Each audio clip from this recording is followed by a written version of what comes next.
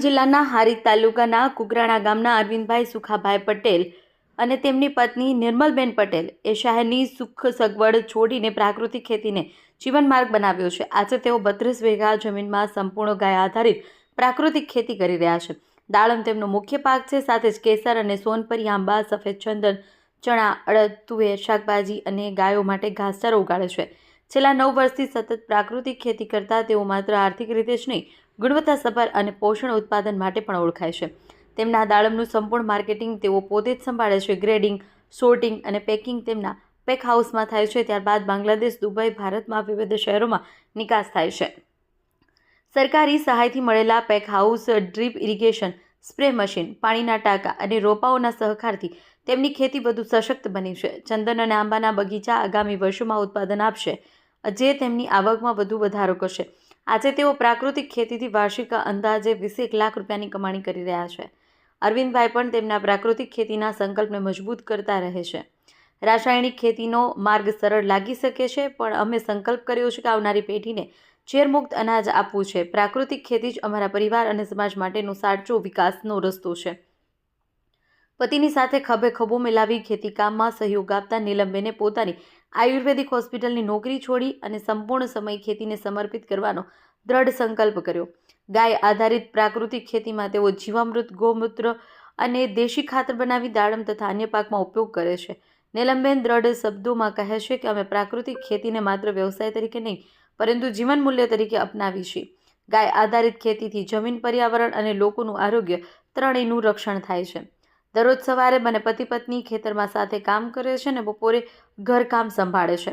ખેડૂત પરિવારની મળેલા સંસ્કાર અને સતત જ્ઞાન પ્રાપ્તિની લાગણીથી તેમને ખેતીને વ્યવસાય નહીં, પરંતુ સંકલ્પ બનાવ્યો છે। તેમની સફળતા એ સાબિત કરે છે કે શિક્ષણ અને સંકલ્પ સાથે પ્રાકૃતિક ખેતી અપનાવવામાં આવે તો ખેડૂતો આત્મનિર્ભર બની શકે છે અને ખેતીને નફાકારક વ્યવસાયમાં ફેરવી શકે છે। નમસ્તે, મારું નામ અરવિંદભાઈ સુખાભાઈ પટેલ, કુકરાણા રહેવાસી છીએ। મારો અભ્યાસ બીટેક સિવિલ અને સાથે સાથે અમે પ્રાકૃતિક ખેતી કરીએ છીએ। જે અમે હાલ 32 વીઘામાં પ્રાકૃતિક ખેતી કરીએ છીએ, જેમાં દાડમ મુખ્ય ક્રોપ છે અમારો, કેસર આંબા, સોનપરી આંબા, સફેદ ચંદન, ચણા, અડદ, તુવેર અને શાકભાજી અને ગાયો માટે ઘાસચારો એ અમે પ્રાકૃતિક છેલ્લા 9 વર્ષથી કરીએ છીએ। અને પ્રાકૃતિક ખેતી કરવાથી આર્થિક બી ઘણો બધો ફાયદો થાય અને એનું જે બી ઉત્પાદન આવે એ બી સારી ન્યુટ્રિશન વેલ્યુવાળું આવે, એટલે અમને બજાર ભાવમાં બી સારું વળતર મળે। અને બીજું એવું કે અમે અમારા દાડમનું ટોટલ માર્કેટિંગ બાંગ્લાદેશ, દુબઈ અને ઇન્ડિયાના અધર પ્લેસીસમાં કરીએ છીએ। જે અમે અહીંયા જ ગ્રેડિંગ કરીએ છીએ, અહીંયા સોર્ટિંગ કરીએ છીએ અને અહીંથી જ અમે ડિસ્પેચ કરીએ છીએ। અને ચંદન 2 વર્ષથી અમે ચંદન અને આંબાનું વાવેતર કરેલું છે, જેમાં હજી માલ આવવાની શરૂઆત નથી થઈ, પણ 2 વર્ષમાં એ બી એનું ઉત્પાદન ચાલુ થઈ જશે। પ્રાકૃતિક ખેતી કરવાથી અમને ઘણો બધો ફાયદો થયો છે અને ટોટલી અમે ગાય આધારિત કરીએ છીએ, જેમાં અમને ગવર્મેન્ટ બી ઘણો બધો સપોર્ટ કરે છે। આત્માવાળા બી બહુ સારું એવું ગાઈડન્સ આપે છે, ગાયનો નિભાવ ખર્ચ આપે છે। આમાં બાગાયતમાં બી બાગાયતે આપણને પેક હાઉસ આપ્યું છે, સ્પ્રેયર મશીનમાં બી અમને સપોર્ટ કરેલો છે, ડ્રીપ ઇરિગેશનમાં બી સહાય મળેલી છે સરકાર તરફથી, પાણીના ટાંકા છે એમાં બી અમને સહાય મળેલી છે, અને જે બી અમે પ્લાન્ટ લાવ્યા છીએ એમાં બી ગવર્મેન્ટ તરફથી સારી એવી સહાય મળેલી છે। એટલે ખેતી કરવામાં ગવર્મેન્ટનો ઘણો સહકાર રહેલો છે, જેથી ખેડૂતોને ઘણો ફાયદો થયો છે અને ભવિષ્યમાં બી આવો નવો સહકાર મળે તો ખેડૂતોનું ઘણું બધું પ્રોગ્રેસ થઈ શકે। આભાર। નમસ્તે, મારું નામ પટેલ નીલમ અરવિંદભાઈ પટેલ। હું MA BEd છું, સાથે સાથે મેં PG ડિપ્લોમા યોગમાં નિષ્ણાત થયેલી છું। મારે પાટણમાં જોબ હતી અને હું આયુર્વેદિક હોસ્પિટલમાં હતી। તે જોબ છોડી અને હું અહીંયા મારી ખેતી સંભાળવા માંડી છું।